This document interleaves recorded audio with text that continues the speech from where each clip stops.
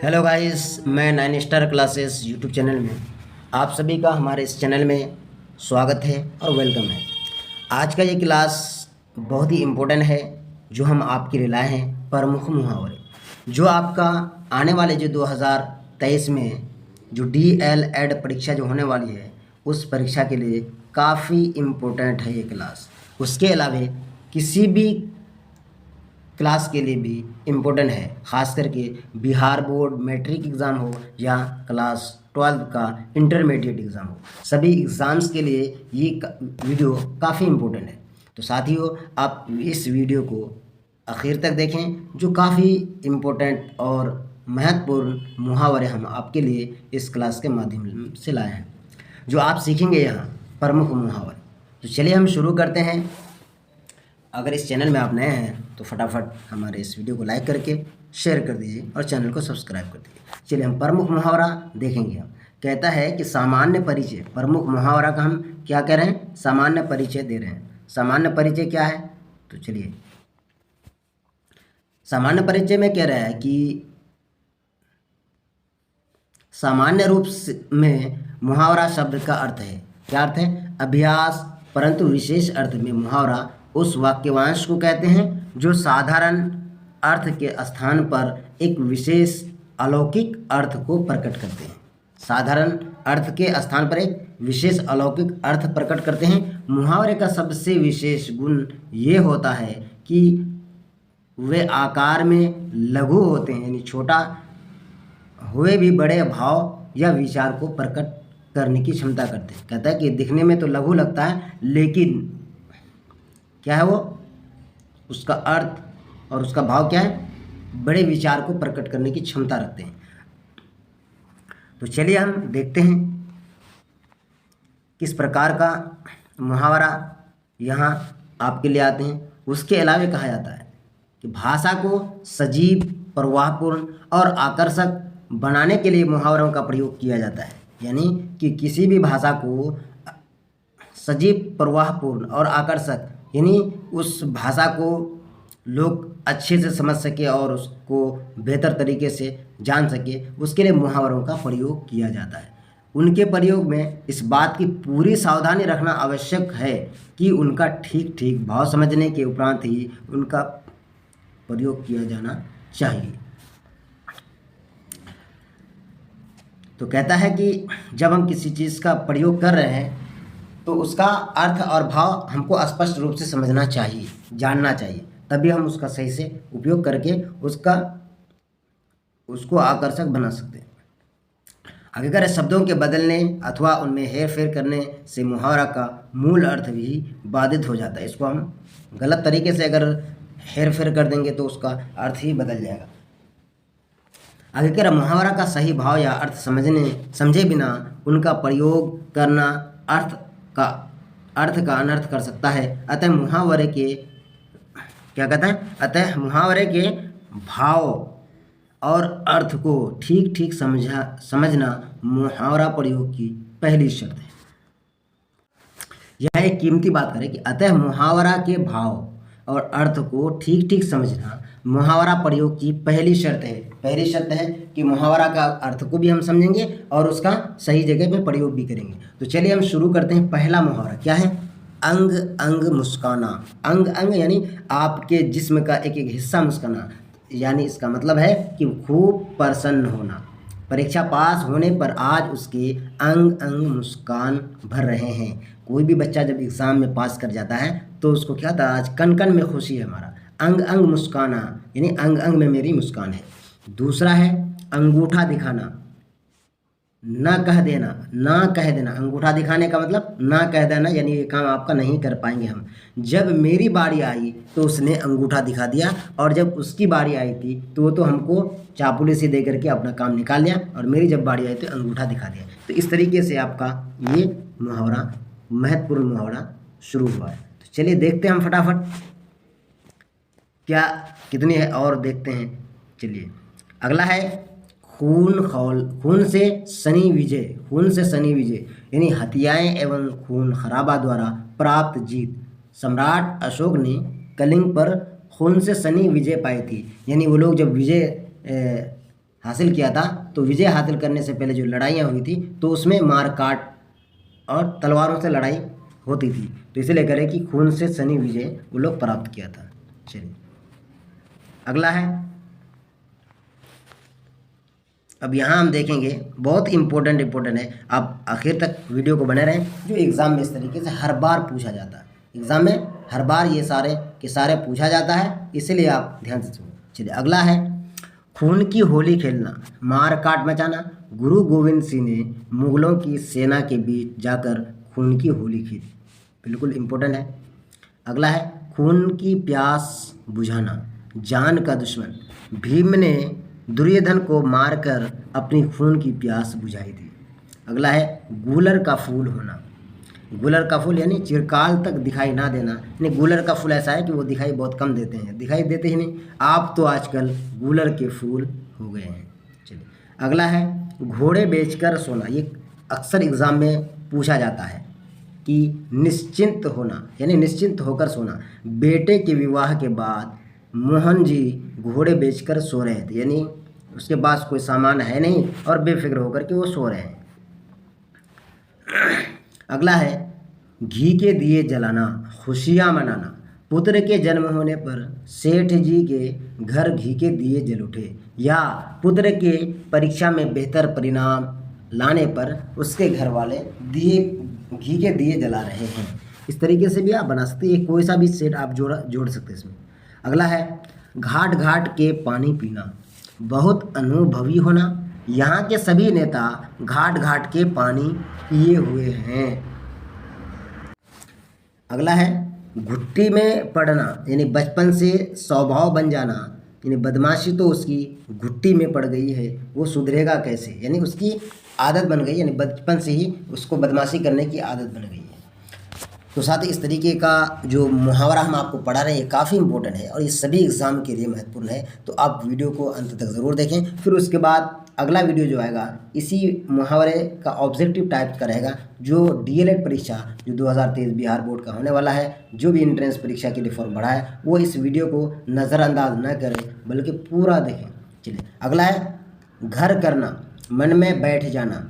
उसकी बात मेरे मन में घर कर गई, यानी मेरे दिल में उसकी बातें क्या हो गई, बैठ गई, दिल में मेरी बात है उसकी सारी बैठ गई, यानी इस तरीके से हमको समझाया। चार चांद लगाना, शोभा बढ़ाना।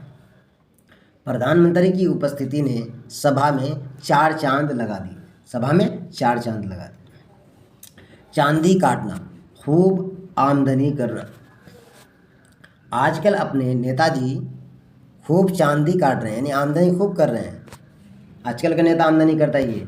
अगला है, तराजू पर तोल देना, तराजू पर तोल देना यानी सही सही परख कर देना। प्रशासनिक पदाधिकारियों का चयन तराजू पर तोल कर ही किया जाता है, यानी उसका सही सही परख करके अच्छे से सारी चीज़ें उसका पड़ताल करके ही लिया जाता है। अगला है, दांत खट्टे करना, बुरी तरह हराना। महाभारत में अभिमन्यु ने कौरवों के दांत खट्टे कर दिए थे। या आप यहाँ ये भी कर सकते हैं कि भारतीय सैनिकों ने पाकिस्तानी सैनिकों के दांत खट्टे कर दिए थे, या भारतीय सैनिकों ने या भारतीय जांबाजों ने अंग्रेज़ों के दांत खट्टे कर दिए थे। ये किसी तरह से आप सेट कर सकते हैं। अगला है, दांत तले अंगुली दबाना, यानी आश्चर्यचकित होना। मैराडोना को खेलते देखकर सभी दांत तले अंगुली दबाने लगे, इस तरीके की वो बहुत ही बेहतर तरीके से बेहतर ढंग से खेल रहे थे, लोग सोचे नहीं थे इसलिए लोग अंगुली दबा रहे थे, ताज्जुब कर रहे थे।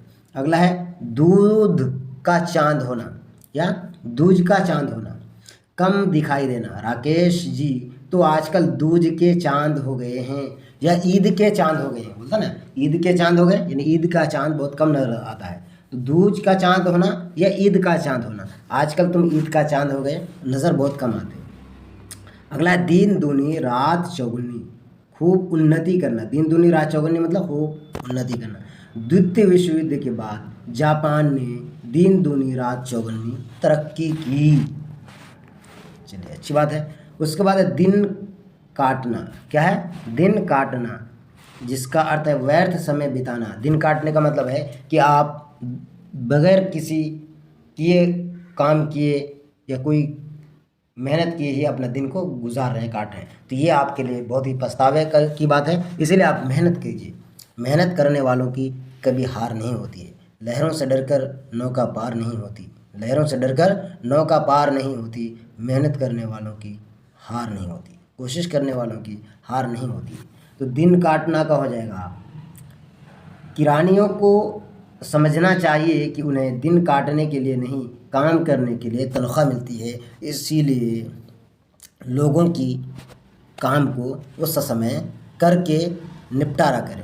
अगला है दिमाग चाटना, परेशान करना, बेकार का बहस करना। निकम्मा बैठे लोग अक्सर दूसरे का दिमाग चाटते रहता है। बिल्कुल खाली हाथ बैठने से बेहतर है कुछ ना कुछ काम कीजिए। खाली बैठे रहिएगा तो दूसरे की शिकायतें करने में ही दिन गुजर जाएगी। इसलिए पढ़ने वाले जितने भी बच्चे हैं वो मेहनत करें। ये किसी भी कंपटीशन के एग्ज़ाम के लिए बहुत ही इंपॉर्टेंट है। धूप में बाल पकाना, धूप में बाल पकाना, बिना अनुभव के समय बिताना। मैं तुम्हारी हर चाल समझता हूँ, मैंने अपने बाल धूप में नहीं पकाए हैं, यानी बिना अनुभव किए भी समय नहीं बिताए हैं। इसलिए आपको अनुभव के साथ ही समय बिताना चाहिए या मेहनत करके काम करना चाहिए। अगला है नाक काटना, इज्जत लेना। झूठा आरोप लगाकर तुमने संजय की सरेआम नाक काट ली, यानी झूठा आरोप लगा करके किसी का नाक काट ली, ये गलत है, नहीं करना चाहिए। अगला है नाक का बाल होना, अत्यंत प्यारा होना। पाकिस्तान आजकल अमेरिका की नाक का बाल बना हुआ है। या आप यहाँ देख सकते हैं कि महमूद अपने पिताजी का आजकल नाक का बाल बना हुआ है, या रमेश आजकल अपनी माताजी का नाक का बाल बना हुआ है। यह कुछ भी सेट कर सकते हैं आप। अगला है आसमान फटकर गिरना, यानी अचानक मुसीबत में पड़ना। उसके घर में चूड़ी क्या हुई, मानो आसमान फटकर गिर गई। गरीब आदमी था, चोरी हो गई, सारा सामान लेके चला गया, यानी उसके घर में मुसीबत आ गई। अगला है उल्लू बनाना, यानी मूर्ख बनाना। तुमने तो मुझे गलत जगह बताकर खूब उल्लू बनाया। तो ये सारी चीज़ें हैं। अगला है कान पर जूं रेंगना, कहने पर ना सुनना। मैंने कितने ही आवेदन दिए पर अधिकारियों के कानों पर जूं तक नहीं रेंगा। काफ़ी इंपॉर्टेंट है। अगला है कान में तेल डालना, निश्चित होना। नौकरी से हाथ धोने पर भी वे कानों में तेल डाले बैठे हुए, यानी कोई फिक्र ही नहीं है। इसलिए सबको फिक्र लेना चाहिए कि हमें क्या होगा। अगला है कलेजा ठंडा पड़ना, संतुष्ट होना। किसी को सताकर आपका कलेजा ठंडा होता है क्या? तो ये गलत है। किसी को सताना नहीं चाहिए, बल्कि किसी का सहयोग करना चाहिए। सहयोग नहीं करने पाते हैं तो उसको सताने की भी इच्छा या संकल्प या सोच दिल में नहीं आना चाहिए। अगला है कलेजे पर सांप लौटना, ईर्ष्या से जल उठना। भारत की उन्नति देखकर पाकिस्तान के कलेजे पर सांप लौटने लगता है, या भारत की उन्नति देखकर बांग्लादेश के कलेजे पर सांप लौटने लगते हैं। ये किसी भी देश पर फिट कर सकते हैं। या आप ये भी कह सकते हैं कि रमेश की उन्नति देखकर सुरेश के कलेजे पर सांप लौटने लगता है। अगला है जो काफ़ी इंपॉर्टेंट है, कलेजे पर दुधारी फिरना, यानी हर स्थिति में खतरा होना। पाठ तैयार करना, तैयार ना होने पर मोहन के कलेजे पर दुधारी फिरने लगी। स्कूल में शिक्षक की मार और घर पर पिता की डपट या डांट। अगला है करवटें बदलना, चैन ना पड़ना। चिंता में कल सारी रात करवटें बदलती ही रह गई, या करवटें बदलती ही बीत गई। या कल परीक्षा है तो आज सारी रात हम करवटें बदलते ही रह गए, यानी चिंता में लगे रहे। उसका है खाक छानना, यानी भटकना। नौकरी के लिए आजकल कम खाक नहीं छाननी पड़ती है, यानी कि बहुत मेहनत करनी पड़ती है। इसलिए आजकल देख भी सकते हैं आप कि आने वाले जो शिक्षक बहाली होंगे इसमें बीपीएससी के द्वारा बहाली किया जाएगा। अब कितनी मेहनत है, एक तो ट्रेनिंग कीजिए, आप डीएलएड कीजिए, बीएड कीजिए, फिर उसके बाद सीटेट बीटेट एस्टेट पास कीजिए, फिर उसके बाद आप फिर एक बीपीएससी के द्वारा परीक्षा पास कीजिए। बहुत बड़ी कठिनाइयों का सामना करना पड़ रहा है।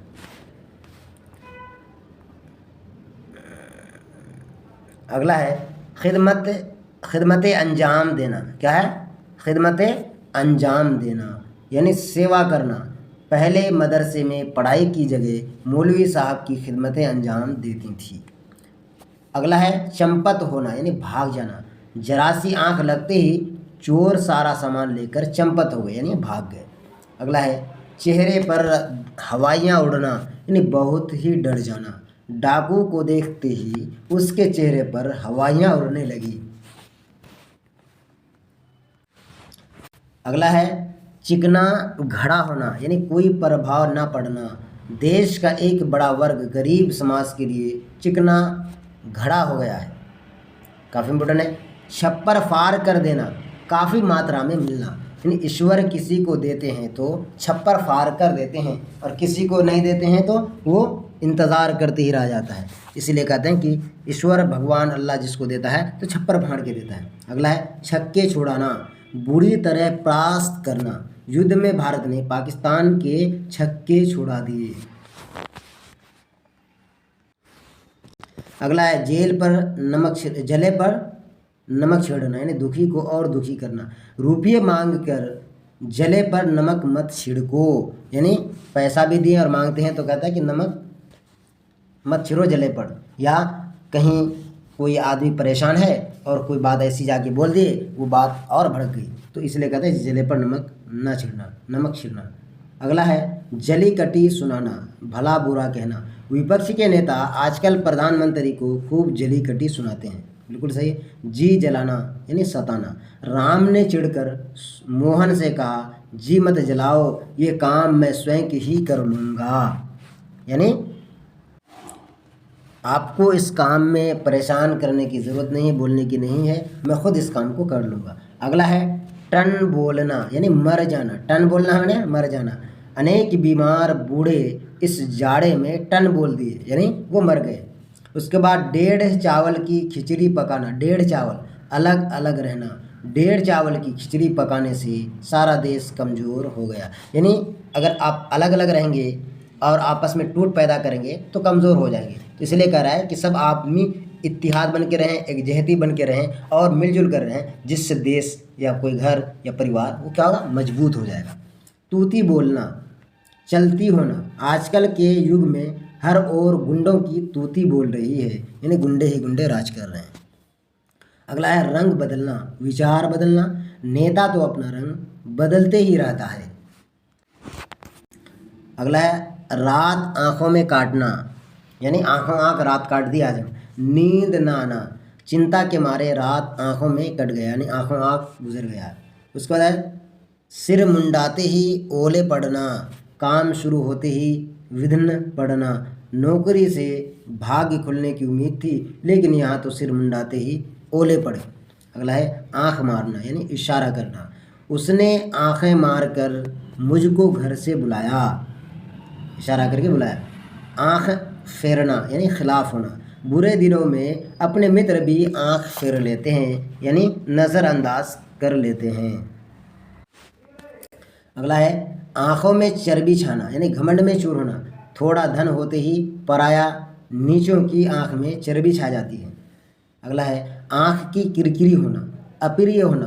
बेटा अपने बुरे व्यवहार से बाप की आँखों की किरकिरी बन गया यानी जब बेटा बुरा काम करता है तो आप अपने बाप की नज़र में गिर जाता है या उसके नज़र में बार बार आने लगता है कि मेरा बेटा इस तरह का व्यवहार करने लगता है।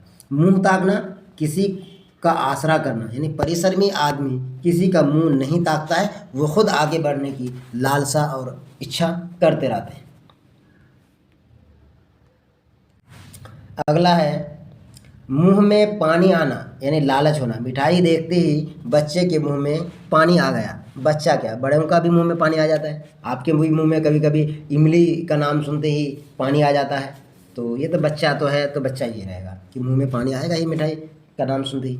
अगला है पानी उतारना, इज्जत लेना। दुशासन ने भरी सभा में द्रौपदी का पानी उतारने का प्रयास किया। पानी पानी होना यानी लज्जित होना। पोल खुलते ही रमेश बड़ी सभा में पानी पानी हो गया यानी शर्मिंदा हो गया। अगला है मुंह धो रखना यानी आशा ना रखना, मुंह धो के रखना। यह चीज़ अब मिलने की को नहीं, मुंह धो रखे। कहता ना कभी कभी अपने इलाके में कहते हैं कि कोई सामान अगर मांगते तो कहता है कि मुंह धो करके आओ, या मुंह धो के रखना, मिल जाएगा। यानी इसमें इशारा ये करता है कि आपको मिलने वाला नहीं है।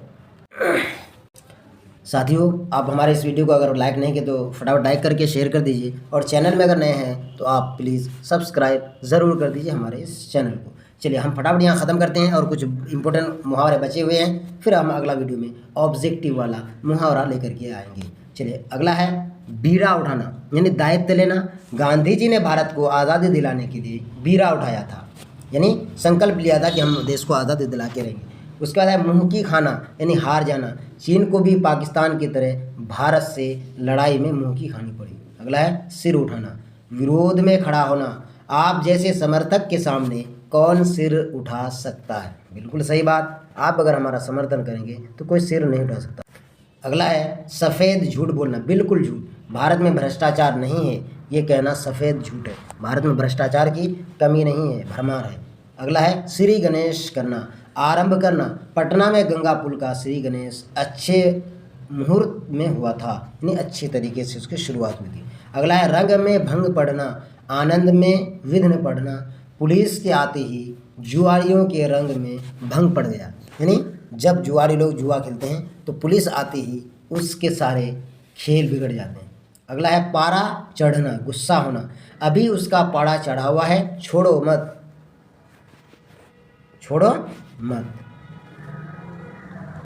अगला है पापड़ बेलना, पापड़ बेलना यानी कष्ट झेलना। मुझको नौकरी पाने के लिए काफ़ी पापड़ बेलने पड़े थे। ये बात बिल्कुल सही है साथियों कि मुझे नौकरी मिलने के लिए काफ़ी पापड़ बेलने पड़े थे, कई साल का इंतज़ार करना पड़ा, फिर आखिरकार आप सभी की प्रार्थना से, आप सभी की दुआओं से मुझे 2022 में नौकरी मिली। तो इसलिए आप लोग भी मेहनत कीजिए और ईमानदारी से कीजिए, आपको भी ज़रूर सफलता मिलेगी। चाहे आपको जिस क्षेत्र से लगन हो, जिस मैदान में जाना चाहते हैं, वहाँ आपको ज़रूर सफलता मिलेगी। चलिए अगला है मैदान मारना, विजयी होना। चंद्र यात्रा अभियान में अमेरिका ने रूस से पहले मैदान मार लिया, यानी जीत लिया, यानी उससे पहले ही वो सफलता पा लिया। झंडा गाड़ना यानी फतह कर लेना। उसने तो उस जगह झंडा गाड़ा है जहाँ सिकंदर की भी पहुँच मुश्किल थी। जैसे कि सिकंदर बादशाह का बारे में आता है कि उसने पूरी दुनिया में विजय हासिल कर लिया था, कब्जा कर लिया था। अगला है 3-13 होना। क्या है? 3-13 होना यानी बर्बाद होना।